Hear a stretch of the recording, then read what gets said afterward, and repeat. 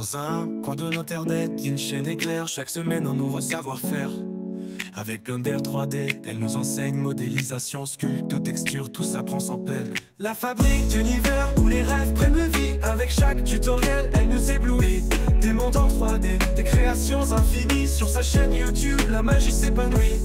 Des formes et des volumes, elle nous montre le chemin. Avec patience et passion, elle nous tient la main. Chaque vidéo, une leçon, un savoir. Dans l'art du numérique, elle nous fait croire. Salut à vous, chers amoureux de la conception 3D, soyez les bienvenus dans ce nouveau tutoriel rapide sur Blender. Aujourd'hui, nous allons voir ensemble comment créer une flamme réaliste à l'aide du moteur Eevee. Mais avant que nous nous y mettions, c'est le moment, si vous le voulez bien, de liker la vidéo et de vous abonner à la chaîne. Ça nous aide notamment pour le référencement. Allez, on se retrouve dans Blender, c'est parti! Donc voilà, ici j'ai une scène avec une tête de Suzanne et un petit plane pour faire le sol, et la tête de Suzanne, on va l'enflammer.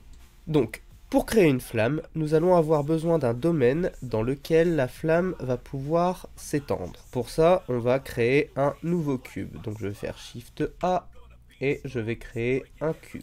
Je vais le placer sur Suzanne et surtout, il doit remplir l'espace. Pour le moment, on va se placer en mode de vue wireframe, ce qui va nous permettre de bien calibrer les choses. Hop. On s'assure que Suzanne soit bien en bas, tout va bien. Je vais revenir en vue solide. Sur ce cube, nous allons avoir besoin de venir mettre de la physique. Donc on va se rendre dans l'onglet physique et on va lui placer un fluide. Le fluide, on va lui dire que c'est un domaine, on va le laisser en gaz. Ici, pour avoir quelque chose de correct, on pourrait le monter à 256, mais dans un premier temps, pour faciliter les calculs, on va le mettre à 128 sur la résolution. Ensuite, on va descendre. Dans Fire, on va venir changer la reaction speed par 0.5. Et pour l'instant, on va s'arrêter là, on reviendra un peu plus tard. Pour le moment, on va passer à la préparation de la tête de Suzanne, donc on la sélectionne, on lui met également un fluide, sauf que celui-ci on va le mettre en flow. Au lieu de smoke, on va venir mettre fire. Au lieu de géométrie dans le flow behavior, on va venir mettre inflow. On va passer le fuel à 2, et pour le moment, on va s'arrêter là, on va lancer un play.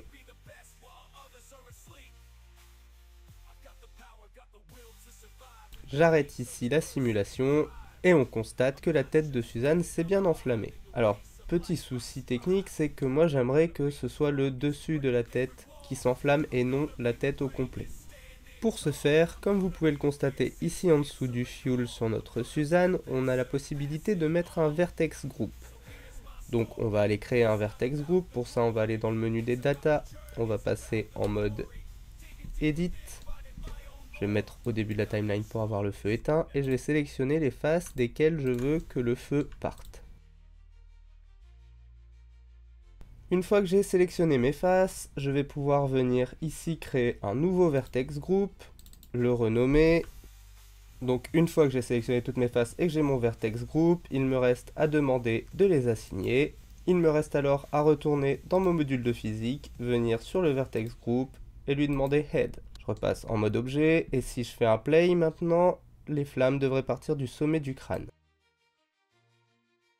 Voilà, l'émission vers le haut semble fonctionner correctement. Maintenant, si j'active mes lumières ici et que je passe en vue rendue, en mode Eevee, je n'ai rien du tout qui s'affiche. Pour corriger cela, on va devoir aller travailler le matériel qu'on va avoir sur notre flamme. Donc on va venir sur notre container, c'est sur lui qu'on va placer le matériel de la flamme. On peut le nommer feu, et on va aller dans l'onglet shading. On va se placer donc en vue rendue et on va pouvoir travailler ici. Alors on va supprimer le nœud principe BSDF et on va utiliser 5 nœuds. Alors on va faire Shift A, on va créer d'abord un node principe volume.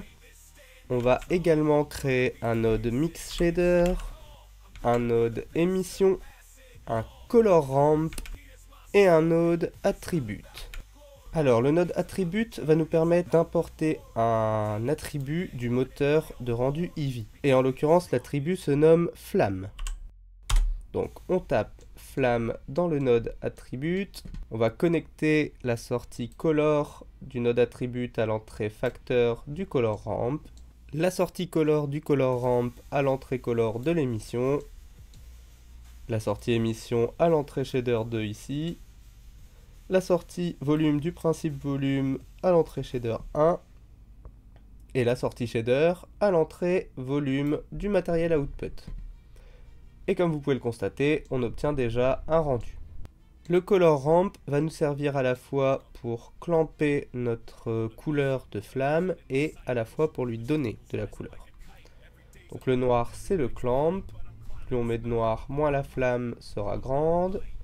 Et ensuite on peut y ajouter des couleurs, donc on clique sur le petit plus pour ajouter des couleurs, on clique sur le carré pour changer la couleur. Ensuite on peut monter un peu l'émission.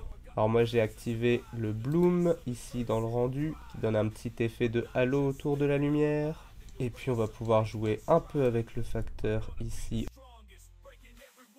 Alors je suis revenu en mode layout, ici dans ma physique on va pouvoir régler une petite chose ici en activant le dissolve. Et on va relancer un petit play pour voir ce que ça donne. Pour l'instant je vais redescendre la résolution à 32 pour les tests. Je vais les remettre à 128. Maintenant, on va aller améliorer un peu le rendu volumétrique. Pour ça, on va se rendre ici dans le render et on va déplier le volumétrique. Ici, le till size, il doit être réglé sur 8 pixels. On va le mettre sur 2 pixels. On va activer les volumétriques light et le volumétrique shadow qu'on va régler à 16 ici. N'oubliez pas de régler votre sample à 64 s'il n'y est pas. Et pour terminer, on va pouvoir aller précalculer notre animation. Pour ça, on va retourner sur le module de physique et on va se rendre dans le cache. Ici, on va pouvoir régler le temps total de notre simulation. Alors moi, je vais commencer à 0 et on va la faire aller jusqu'à 250. Le type de cache, je voudrais plutôt en modular. Et si on remonte maintenant, ici maintenant on a un bouton Bake Data, on va pouvoir cliquer dessus et il va calculer l'animation entre la frame 0 et la frame 250.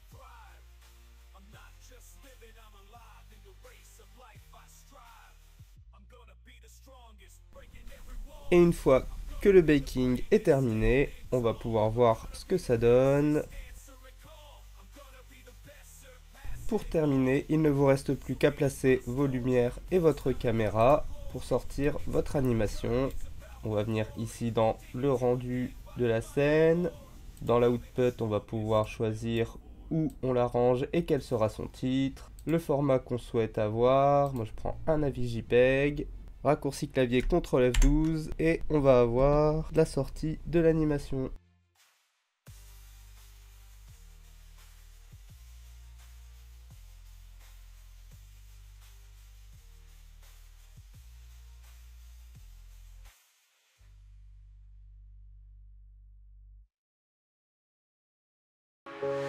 La fabrique d'univers où les rêves prennent vie. Avec chaque tutoriel, elle nous éblouit. Des mondes en 3D, des créations infinies. Sur sa chaîne YouTube, la magie s'épanouit.